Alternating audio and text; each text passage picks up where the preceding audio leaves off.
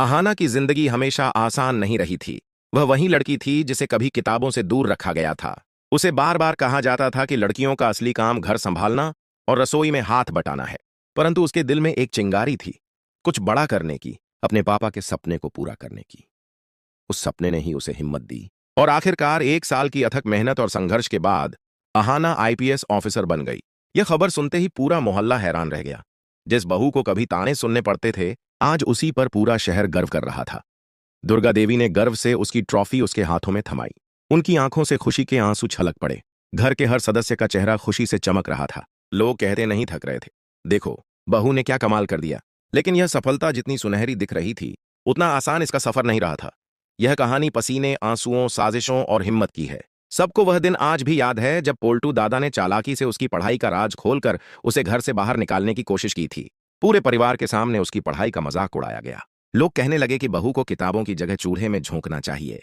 उसी वक्त दुर्गा देवी शेरनी की तरह खड़ी हो गईं और पूरे घर में उनकी आवाज गूंजी, आहाना पढ़ेगी, और अगर इस घर की कोई भी बहू पढ़ना चाहेगी तो मैं उसे कभी नहीं रोकूंगी। ये शब्द केवल आहाना के लिए नहीं बल्कि पूरे घर की औरतों के लिए एक नई सुबह लेकर आए। आहाना की आंखों में चमक आ गई।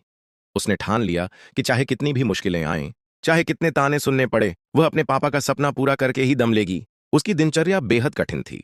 सुबह घर के काम, बुजुर्गों की सेवा, रसोई और बाकी जिम्मेदारियां निभाना, और रात को किताबों में डूब जाना। कई बार थकान उसकी आंखों में उतर आती, हाथ कांपने लगते, सिर भारी हो जाता। पर जैसे ही वह अपने पापा का चेहरा याद करती, उसके शरीर में नई ऊर्जा दौड़ पड़ती। और जब कभी हिम्मत डगमगाती, दुर्गा देवी उसके पास बैठकर उसका सिर सहलाती और कहती, बेटी, मेहनत का फल जरूर मिलेगा। तेरे पसीने की हर बूंद एक दिन वर्दी में चमकेगी। आखिरकार वो दिन आया जब अहाना ने परीक्षा दी। रिजल्ट का इंतजार जैसे जैसे बढ़ रहा था, वैसे वैसे पूरे परिवार की धड़कनें तेज हो रही थीं। और जब नतीजे घोषित हुए तो पूरा घर खुशियों से झूम उठा। अहाना ने न सिर्फ परीक्षा पास की बल्कि शानदार अंकों से टॉप भी किया। पहली बार जब वह वर्दी पहनकर घर लौटी तो मोहल्ले में ऐसा लगा जैसे किसी त्योहार का जश्न मन रहा हो। बच्चे दौड़ते हुए आए, महिलाएं उसकी ओर झुककर आशीर्वाद देने लगीं और बुजुर्ग गर्व से भर उठे। दुर्गा देवी ने सबके सामने भावुक होकर कहा, आज मेरी बहू ने मेरा सपना पूरा किया। कभी मैं चाहती थी कि पढ़ लिख कर कुछ बनूं, लेकिन हालात ने मेरी उड़ान रोक दी। आज अहाना ने वही सपना मेरे लिए जी लिया है। अहाना की आंखों से भी आंसू बह निकले। उसने कहा, मां, अगर आपका सहारा न होता तो यह वर्दी कभी मेरे हिस्से में नहीं आती। ये जीत मेरी नहीं, आपकी है। पूरा घर खुशी में डूबा हुआ था। चारू, राधा और मीना दौड़कर उसे गले लगा लेती हैं। चारू उत्साह से कहती हैं, हाँ ना, तुमने साबित कर दिया कि मेहनत और हौसले से कुछ भी हासिल किया जा सकता है। लेकिन हर कोई खुश नहीं था। बुआ जी और छोटी चाची के चेहरों पर मुस्कान की जगह जलन और ताने थे। वे बुदबुदाईं, देख लेना, अब अहाना इस घर की मालकिन बनने का सपना देखेगी। ये सब दिखावा है। ठाकुर जी और पोल्टू दादा की साजिशें भी खत्म नहीं हुई थीं। बार बार की हार के बावजूद वे चुपचाप एक नई चाल रचने लगे।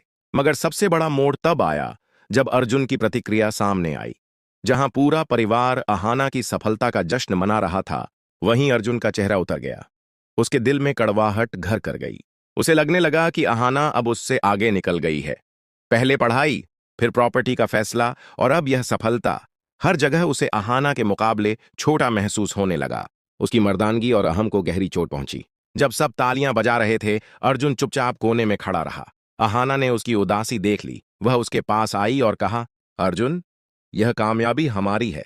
मैं चाहती हूं कि हम इसे मिलकर मनाएं। लेकिन अर्जुन ने ठंडी आवाज में जवाब दिया, अब तुम्हें मेरी जरूरत ही क्या है? तुम इतनी बड़ी अफसर बन गई हो, अब तुम्हें मेरे सहारे की क्या जरूरत? यह सुनकर अहाना का दिल टूट गया। उसका सपना केवल आईपीएस बनना नहीं था, बल्कि परिवार को एक करना भी था।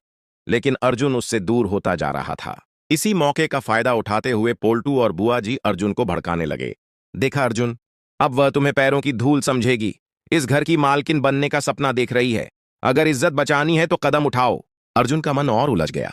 उधर दुर्गा देवी यह सब समझ गईं।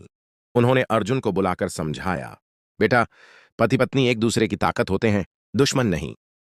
अहाना की जीत तुम्हारी भी जीत है। उसने यह मुकाम परिवार के लिए पाया है, तुम्हारे लिए पाया है। लेकिन अर्जुन का अहंकार उसे यह मानने नहीं दे रहा था।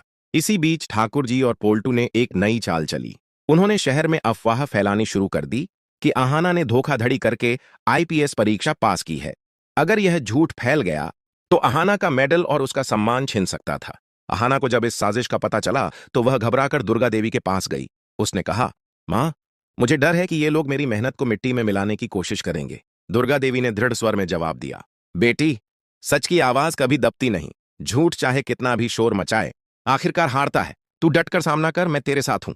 अब अहाना के सामने दो मोर्चे थे। एक तरफ अर्जुन का अहंकार और टूटते रिश्ते, दूसरी तरफ दुश्मनों की साजिश। सवाल यह है कि क्या अहाना अपनी मेहनत का सम्मान बचा पाएगी? क्या वह अर्जुन का भरोसा फिर से जीत पाएगी? और क्या दुर्गा देवी इस बिखरे हुए परिवार को फिर से जोड़ पाएंगी? यह कहानी हमें सिखाती है कि सपनों को पूरा करने का रास्ता सिर्फ किताबों से नहीं गुजरता, बल्कि रिश्तों से भी होकर जाता है। मेहनत से जीत तो मिल सकती है, लेकिन असली जीत तब होती है जब परिवार भी साथ खड़ा हो। आने वाले एपिसोड्स में यही असली ट्विस्ट होगा। क्या अहाना अपनी जीत को अधूरी छोड़ देगी या हर मोर्चे पर विजय पाएगी? दोस्तों, दंगल टीवी का शो बड़े घर की छोटी बहू अब और भी इंटरेस्टिंग और मजेदार मोड़ लेने वाला है। क्या दुर्गा देवी अहाना का साथ निभाएंगी या परिवार की पुरानी परंपराएं आड़े आएंगी? क्या अर्जुन का प्यार अहाना तक लौट पाएगा? ऐसी ही अपडेट्स जानने के लिए हमारी वीडियो को लाइक करिए और चैनल को सब्सक्राइब करना न भूलिए।